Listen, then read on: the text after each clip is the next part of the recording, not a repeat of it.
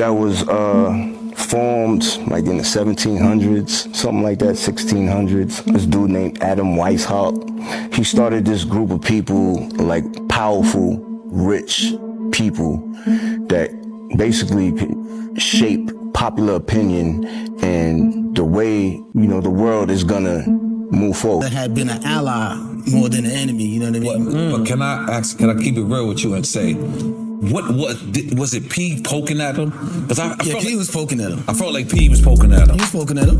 But you know what I'm saying? That was P. A lot of people, when they look at Prodigy's death, right? There's a lot of conspiracy theories that floats around that death.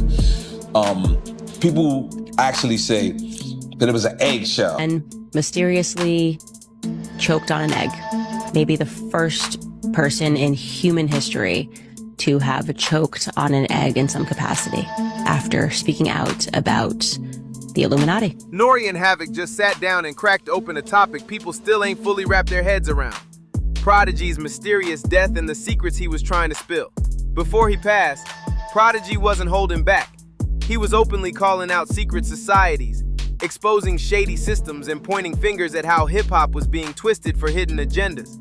He spoke about it in interviews, dropped major clues in his book, and even left behind private notes. He kept all that heat going strong until suddenly he's gone. The official story?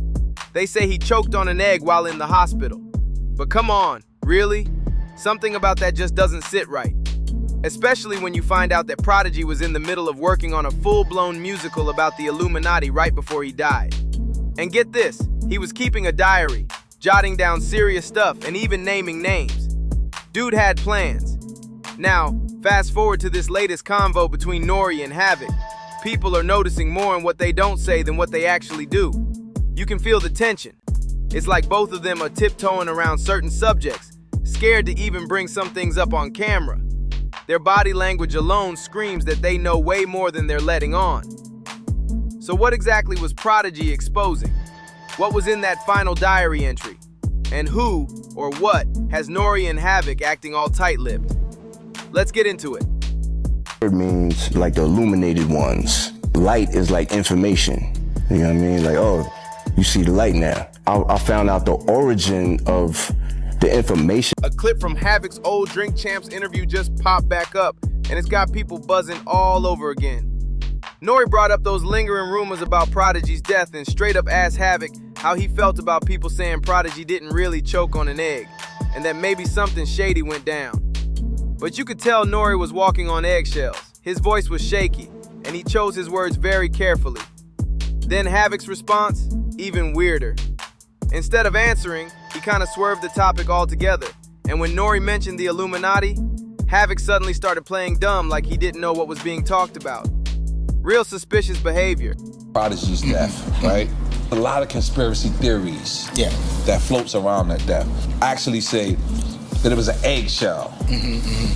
There's this video, and you tell me if this is real or not, I don't know.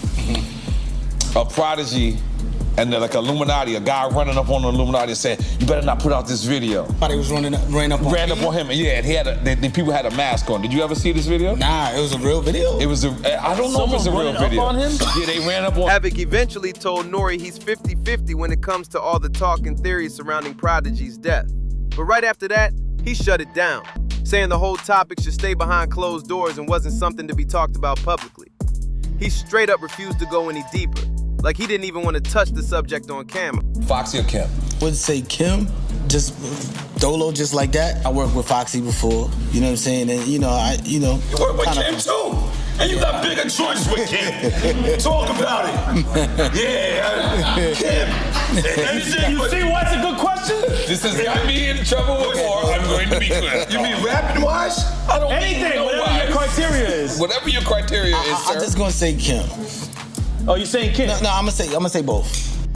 And that exact moment when Havoc backed off the convo is what's got people digging all over again. Because when two OGs in the game who were tight with Prodigy start acting nervous to even mention the shadiest part of his death, you already know they're holding something back. So let's rewind and look at what Prodigy was really trying to put people onto before his mysterious death.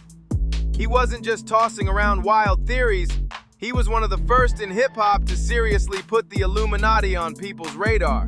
And this wasn't some wave he hopped on for clout. Prodigy had been dropping clues way before it was trending. His first real call-out goes way back to 1995 on the remix of I Shot Ya with LL Cool J. That's where he spit the now legendary bars. Illuminati want my mind, soul, and my body. Secret society, trying to keep their eye on me. But I'ma stay incog in places they can't find me. Make my moves strategically. The God, it's sorta similar but iller than a chess player. That verse right there, it lit the fuse on years of speculation, and Prodigy never stepped away from it. He kept pressing forward, no matter how much heat came his way. Then in 2008, he cranked it up with his track Illuminati. This time he wasn't hinting, he was going straight at it. Prodigy rapped, "This is not a theory, the conspiracy is real. They want to put me in a straitjacket in a padded room and tell the world there's 12 monkeys so they can be confused." He made it crystal clear. He believed there was a real plan to silence people like him. Even near the end, Prodigy didn't slow down. His final album, Hegelian Dialectic, The Book of Revelation, dropped on January 20, 2017, exactly 5 months before his death. That whole project was heavy with themes about secret societies, global control systems, and how the masses are being manipulated without even realizing it. By this point, he wasn't sugarcoating anything. Prodigy had stopped speaking in riddles and started naming names, calling out government programs and the puppet masters he believed were pulling strings from the shadows. What they're doing to the kids with the immunization shots, the immunization programs, where they're poisoning us. Immunizations, what else? There's a whole bunch of other, freedom fighters and just people that's, putting the truth out there to the world, and the FBI and the CIA have these covert operations where they stop them, they kill them, they assassinate them, or they assassinate their character. But this is where things really start getting wild. Prodigy didn't just talk about shadowy systems. He straight up started calling out people in the music industry who, he believed, knew the truth but stayed silent just to keep their money, fame, and status. And one name he didn't hold back on? Jay-Z. While locked up, Prodigy penned a letter that sent shockwaves. In it, he described having a full awakening, realizing the entire system, from top to bottom, was a straight-up illusion. He wrote that the government, religion, politics, the Federal Reserve, the IRS, everything we've been taught to believe in is basically one big joke. Then he zeroed in on Jay-Z, saying Hov was one of the few who actually knows what's really going on. But instead of speaking out, he allegedly made a deal with the Illuminati to keep quiet. Prodigy accused Jay of siding with the dark side just to stay accepted in corporate spaces. According to Prodigy, Jay-Z was concealing the truth from the black community and the world, and instead promoting the lifestyle of the beast. And here's the part that really hits.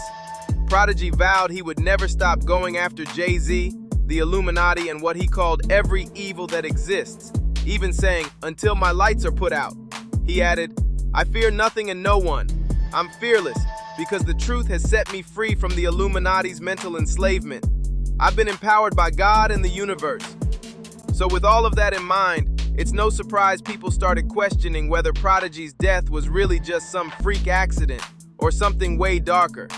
Yeah, he had battled sickle cell anemia for most of his life, and when the news hit that he passed on June 20th, 2017, while hospitalized, most folks assumed it was due to complications from that. But then the coroner's report dropped, and sickle cell had nothing to do with it. The official story? They said Prodigy died after choking on a boiled egg. That didn't sit right with fans, and honestly, it still doesn't. A whole lot of people believe Prodigy was silenced for getting way too close to revealing some uncomfortable truths. And it's not just fans feeling that way. Some of Prodigy's peers have publicly questioned the story too. Most recently, Kanye West brought it up during an interview with Candace Owens. But here's the kicker. The clip didn't stay up for long. YouTube yanked the video and even suspended Candace's channel for a whole week. Now, why would that happen if there was nothing to hide? And now, like I talked to Noriega this morning, he was like, okay, I realized this. I realized that I really don't feel Prodigy died from choking on an egg. But it gets even darker. Later on, Candace went back on her show and brought the whole thing up again, this time breaking down what Kanye had said. Then she pulled out receipts. She played an old interview where Prodigy sat down with Alex Jones and talked about some seriously disturbing stuff. Rituals and twisted behavior that he claimed were going down in elite circles. The kind of things most people wouldn't dare speak on out loud. They doing all this ritualistic murder and rituals on little, they molesting little kids, doing satanic sex rituals. Like, this stuff is really going on in this world. Like, on 9/11, what they did was they 20 birds with one stone. You know what I'm saying? That's how I like to say it. You know what I mean? Because they changed all kinds of laws. They changed, And if you go back through Prodigy's old tweets, it's crystal clear. He wasn't just talking to hear himself speak. He was constantly dropping links, articles, and resources, basically begging people to do their own digging. One tweet from 2014 stands out big time. Prodigy posted a link to an article about the UN warning the UK over alleged voodoo rituals involving children and so-called PDF file tourists. In the caption, he wrote, "I told y'all ERs, they doing X rituals on kids. Dumb people need to wake the F up." This wasn't no joke to him. Prodigy was dead serious about trying to expose the dark side of the industry and beyond. This wasn't your typical sell your soul for a deal kind of story.